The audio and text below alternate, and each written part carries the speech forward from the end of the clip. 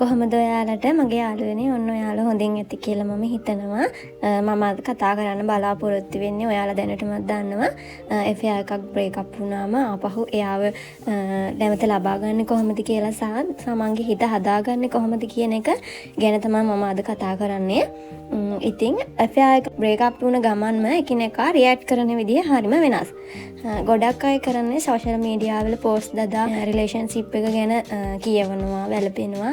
මෙන්න මේ වගේ දේවල් කරන්න එපා. ඒකෙන් ඔයාට වගේම එයාටත් ප්‍රවෘෂය දැඩි හානියක් වෙන්න ඉඩ තියෙනවා. ඒ වගේම තමයි ඒක දකින්න කෙනා දකින්නේ ඇත්තට මේක ඔයාගේ දුර්වලකමක් විදිහට. ඉතින් මේ ඇති වුණු තුවාලය සුව වෙන්න දෙන්න ඕනේ. නැත්නම් ආපහු සම්බන්ධතාවයකට යන්නේ නැතුව මේ තුවාලය සුව වෙනකන් ඉඳලා අනතුරුව සම්බන්ධතාවයකට ඔයාට යන්න පුළුවන්. හැබැයි ඔයා ආයෙත් අලුතෙන් සම්බන්ධතාවයක් පටන් ගන්නවා නම් ඒකෙන් තවත් වෙන්නේ තවත් ප්‍රශ්න වැඩි වෙන එක සහ ඔයාගේ ඇති වෙලා තියෙන තුවාලය වැඩි වෙන එක. ඉතින් මං කිව්වා වගේ නැවත ප්‍රේම සම්බන්ධතාවවලට ඉක්මන් වෙන්න එපා. මොකද පරණ තුවාලය සුව වෙලත් නැමැතිව ඒ පීඩනයත් එක්ක ඒ ප්‍රශ්නත් එක්ක නැවත අලුත් සම්බන්ධතාවලට යන්න එපා. ඒ වගේම තමයි ඔයාට ඇත්තටම කිව්වොත් මේ ඔයා අලුත් සම්බන්ධතාවයකට යන්නේ සමහර විට පරණ සම්බන්ධතාවයෙන් මිදෙන්න වෙන්න පුළුවන්. ඔයා එයාගේ ආදරෙත් එක්ක පරණ ආදරය කම්පෙයා කරන්න පුළුවන්. නැත්නම් ඒ සම්බන්ධතාවයත් එක්ක සංසන්දනය කරන්න පුළුවන්. ඉතින් එතකොට වෙන්නේ තවත් ප්‍රශ්න වැඩි වෙන එක. ඔයාට පුළුවන් නම් මේ වෙලාවට ඔයාගේ හොඳම යාළුවෙක්ට කතා කරන්න නැත්නම් ඔයාට යාළුවොත් එක්ක ආශ්‍රය කරලා බලන්න. මේක ඇත්තටම හොඳ අවස්ථාවක් වෙයි ඔයාගේ හිත හදාගන්න. ඒ වගේම තමයි ඔයා විරහ ගීත අහන්න එපා. ඔයා කැමති දේවල් කරන්න, travel කරන්න, ෆිල්ම් එකක් බලන්න, අම්මලත් එක්කලා සතුටු වෙන්න, තමන් ආදරය කරන යාළුවොත් එක්ක සතුටු වෙන්න, එයාලත් එක්ක කොහේ හරි යන්න, ආස කෑමක් හදන්න. ඉතින් මෙන්න මේ වගේ දේවල් ඔයාට කරන්න පුළුවන් ඔයාගේ හීලින් එක වෙනුවෙන්. ඒ වගේම තමයි ඔයා මේ සම්බන්ධතාවය පිළිබඳව තේරුම් ගන්න ඕනේ.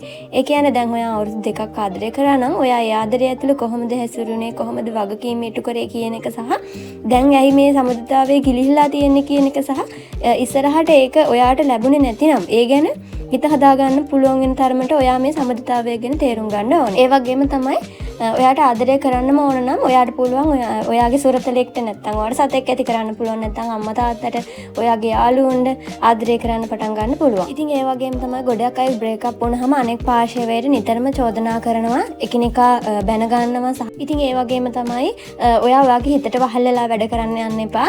ඔයාගේ හිත ඔයාගේ වහල එක් කරගන්න. එහෙම නැත්නම් ඔයාගේ හිත ඔයා වහල එක් කරගන්න ඕනේ. එයා කියන විදිහට වැඩ කරන්නේ නැතුව ඔයා කියන විදිහට එයා වැඩ කරන තැනට ඔයා හිත හදාගන්න ඕනේ. ඉතින් ඔයාගේ හීලින් එක වෙනුවෙන් ඔයාටම ආදරය කරන්න ගන්න පුළුවන්. ඒ කියන්නේ ඔයා වෙනුවෙන් දේවල් කරන්න පටන් ගන්න. ඔයා වෙනුවෙන් ආදරය කරන්න, ඔයා වෙනුවෙන් ඔයාගේ නිරෝගීකම රැක ගන්න පුළුවන්. ඒ වගේම තමයි ඔයා වෙනුවෙන් ලස්සන ඇඳුම් ගන්න, මේකප් කරන්න, ලස්සනට කොණ්ඩේ හදා ගන්න. ඉතින් මේ වගේ දේවල් තමන් වෙනුවෙන් කරන්න පුළුවන්. එතකොට ඇත්තටම තමන් හිතපුවත් නැති විදිහට තමන් සාර්ථක වෙන්න මේ තමන්ට ආදරය කරන එක self love කියන එක බලපානවා. ඉතින් තමන්ට ආදරය කිරීම තුළින් තමන්ගේ vibration එක, attraction එක වැඩි වෙනවා. මේ ක්‍රමයෙන් ඔයාට ඕනම දෙයක් සාර්ථක කරගන්න පුළුවන්. අනිත් අයට ප්‍රියමනාප වෙනවා. ඕන කෙනෙක්ගේ ඕන දෙයකට ඔයාට ළඟින් ඉන්න පුළුවන්. ඒ වගේම හැමෝම සුහදශීලී වෙනවා. ඔයාගේ අරමුණු ඔයාට ආකර්ෂණය වෙන්න පටන් ගන්නවා. ඉතින් මේ වගේ දේවල් තුලින් ඔයාගේ හිත හදාගන්න ලේසි වෙනවා. ඉතින් ඒ වගේම තමයි ඔයා ඔයාගේ හිතට වහල් වෙලා වැඩ කරන්න යන්න එපා. ඔයාගේ හිත ඔයාගේ වහල එක් කරගන්න. එහෙම නැත්නම් ඔයාගේ හිත ඔයා වහල එක් කරගන්න ඕනේ. එයා කියන විදිහට වැඩ කරන්නේ නැතුව ඔයා කියන විදිහට එයා වැඩ කරන තැනට ඔයා හිත හදාගන්න ඕනේ. ඒ වගේම තමයි නිතරම පසුතැවෙන්න එපා. අතීතය ගැන හිතමින් අර එහෙම වුණා නම් හොඳයි, මෙහෙම වුණා නම් හොඳයි කියලා හිතලා පසුතැවෙන්න එපා කිසිම වෙලාවක. ඒ වගේම තමයි නිතර එයා ගැන හොයන්න යන්න එපා. පුළුවන් තරම් එයාගෙන් ඈත් වෙලා එයාගේ ෆොටෝස් මැසේජ් වත් බලන්නේ නැතුව ඉන්න පුළුවන් නම් ඔයාට මේ කියපු දේවල් ටික සාර්ථකව කරගන්න පුළුවන්. ඒ වගේම මේ no contact third එකත් try කරලා ඔයාට පුළුවන් එයාගේ හිතේ ඔයා ගැන කුතුහලයක් හොයන්න, ඒ වගේම හොයන්න උනන්දුව වැඩි කරවන්නත් ඔයාට පුළුවන්. ඉතින් මේ ටික try කරලා බලලා ඔයාගේ comment එකත් දාන්න අමතක කරන්න එපා. ඒ වගේම මගේ channel එක subscribe කරන්න අමතක කරන්න එපා.